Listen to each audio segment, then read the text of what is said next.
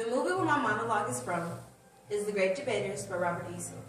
The scene takes place at Oklahoma City University at an all-white college in 1935. Sadly, at the time, since Oklahoma City University was an all-white college, the debate had to take place at an off-site campus. A debate on segregated colleges is about to take place. And now, the Great Debate.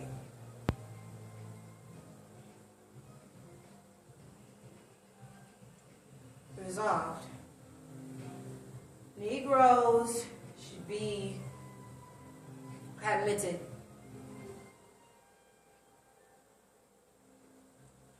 Resolved.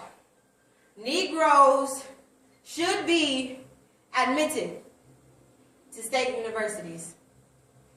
Now, my partner and I will prove that blocking the admission of a Negro to state university is not only wrong, it is absurd.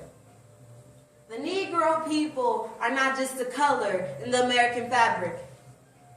They are the thread that holds it all together. Consider the legal records. May 13, 1865, Sergeant Crocker, a Negro, is the last soldier to die in the Civil War. 1918, the first soldiers decorated for bravery in France are Negroes. Henry Johnson and Needham Roberts. 1920, the New York Times announces that the N in Negro would hereafter be capitalized. There are limits on what Negroes can be taught in school. White school leaders do not want for Negroes to be exposed to the idea like equality or freedom.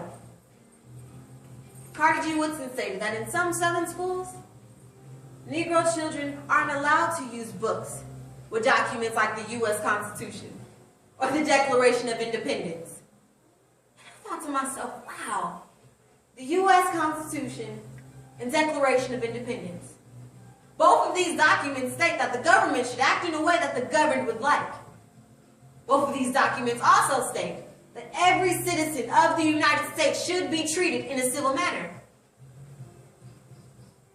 The white school leaders are starting at a young age with the Negro children to make sure that they are not exposed to the idea that they might be in bondage. White school leaders don't want for our Negro children to be exposed to the idea that there might be something greater than what is given to them. White school leaders do not want for Negro children or Negroes in general to be exposed to the ideas like equality or freedom. Negroes and whites can't attend the same college, can't go to the same school. White schools receive more public money for things like education. And the Negroes are given the second-handed.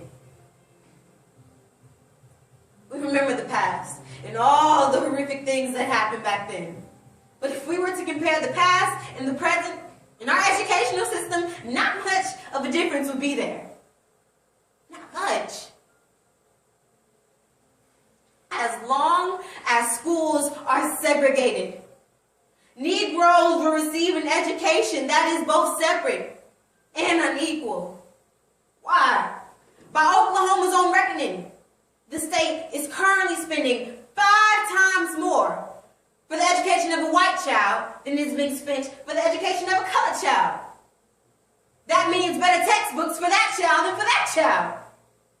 Oh, I say that's a shame. But my opponent says, today is not the day for whites and coloreds to attend the same college, to walk the same campus, to sit in the same classroom. Or would you kindly express to me, when is that day going to come?